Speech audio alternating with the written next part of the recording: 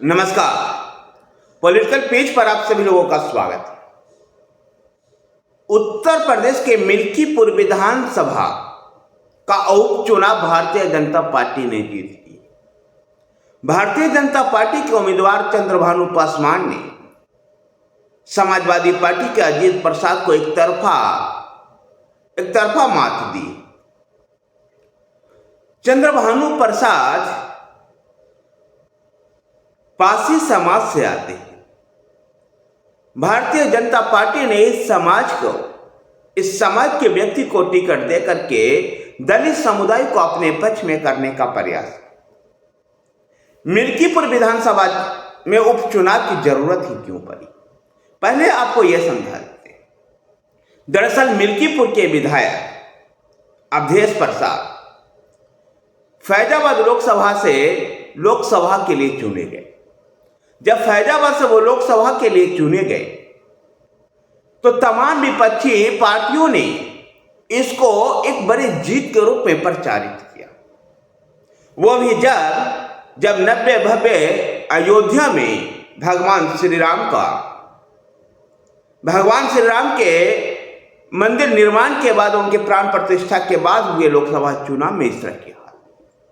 याद कीजिए, नव्य भव्य अयोध्या में भगवान श्री राम के प्राण प्रतिष्ठा को एक बड़ा इवेंट्स के रूप में पेश किया गया और ऐसा माना जा रहा था कि इस प्राण प्रतिष्ठा के बाद एक हिंदू लहर दौड़ेगी और हिंदुइज्म के मुद्दे पर भारतीय जनता पार्टी अन्य पार्टियों को पटखनी देने में सफल होगी।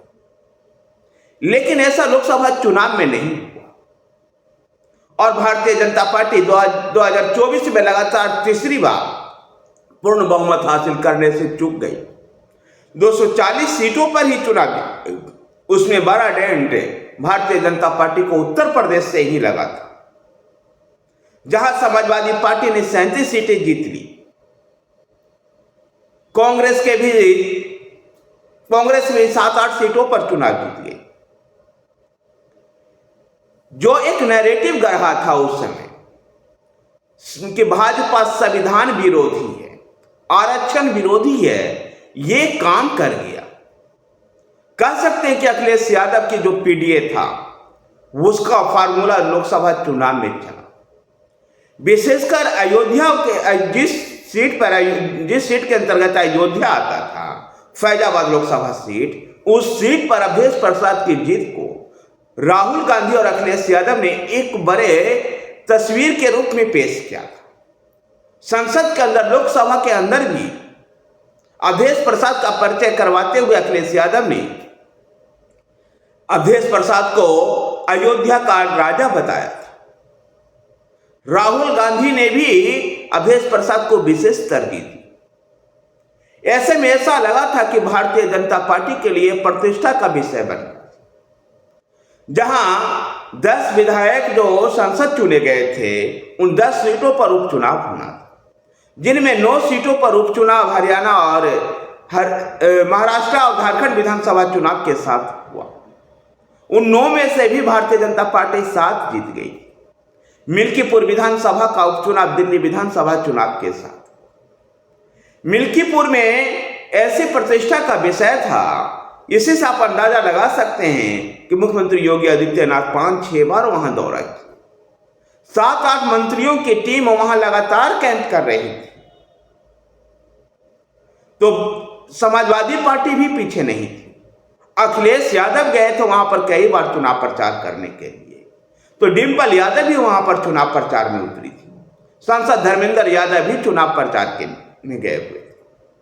इन सब के बीच में मुख्यमंत्री का जो मिल्कीपुर के लिए जो समीकरण जो उन्होंने सेट किया था, वो फीट बैठा और चंद्रभानु पासवान बड़े मार्जिन से चुनाव जीतने में सफल रहे।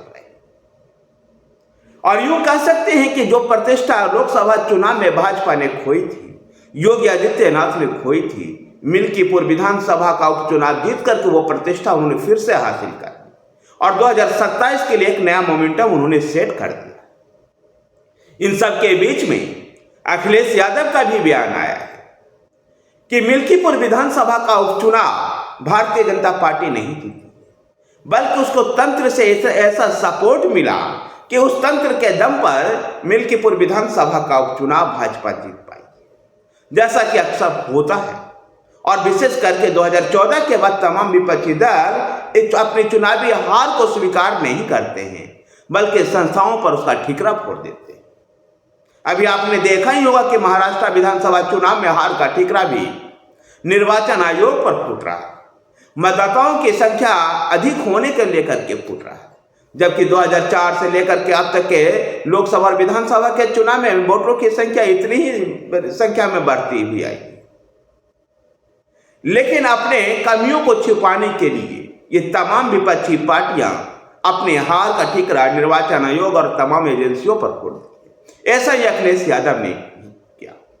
लेकिन इन सब के बीच में अखिलेश यादव ने यह भी कहा कि मिल्कीपुर विधानसभा उपचुनाव हारने के बाद भी जो उनका पीडीए फार्मूला है वो रुकेगा नहीं। यानी पिछड़ा, दलित, अल्पसंख्यक और आधी आबादी का जो उनका फार्मूला है, जो मुलायम सिंह यादव के माई समीकरण से निकल करके अखिलेश यादव ने पीडीए का जो फार्मूला दिया था, उस फार्मूला पर वो चलते रहे। देखना दिलचस्प होगा कि 2027 में जब पीडीए फार्मूला के तहत अखिलेश यादव यानी समाजवादी पार्टी की साइकिल दौड़ेगी, तो क्या वो कमल को कुचल पाएगी? क्या योगी आदित्यनाथ की जो राजनीतिक सफर है उसको थाम पाएगी? ये 2027 तक इसके लिए हमें प्रतीक्षा करनी पड़ेगी। लेकिन इन सब के बीच में मिल्कीपुर विधानसभा का उपचुनाव हारना हो या दिल्ली विधानसभा चुनाव में आम आदमी पार्टी की हार, इन सब के जो जिस प्रकार से दिल्ली विधानसभा चुनाव में आम आदमी पार्टी का हार हो, इन सब से तमाम क्षेत्रीय दलों को यह सबक मिल रहा है कि कांग्रेस को नजरअंदाज करके भाजपा के खिलाफ कोई मोर्चा खड़ा नहीं कर सकती।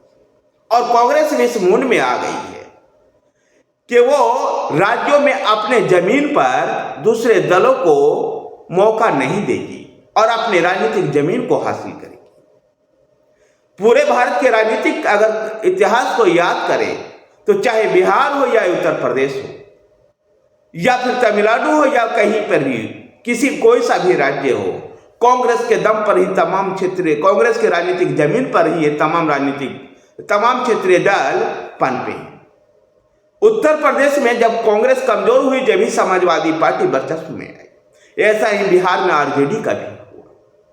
तो जो एक प्रकार जो दिल्ली में लड़ाई दिखाई दी आम आदमी पार्टी और कांग्रेस में, अगर ऐसा लड़ाई बिहार और उत्तर प्रदेश में भी हुआ तो वहां पर समाजवादी पार्टी और आरजेडी के लिए मुश्किलें हो सकती है। उमर अब्दुल्ला का ट्वीट भी एक गौर करने लायक है, जब उन्होंने लिखा कि और लड़ो आपस में। यह इस बात को संकेत दिखाता है कि वो प्रयास करें कि एनडीए के तमाम दल एकजुट होकर के लड़े, अलग अलग चुनाव ना लड़े। धन्यवाद साथियों, वीडियो को लाइक कीजिए, शेयर कीजिए, हमारे साथ बने रहने के लिए हमारे चैनल प्रिंट कर पेज को सब्सक्राइब कीजिए। धन्यवाद।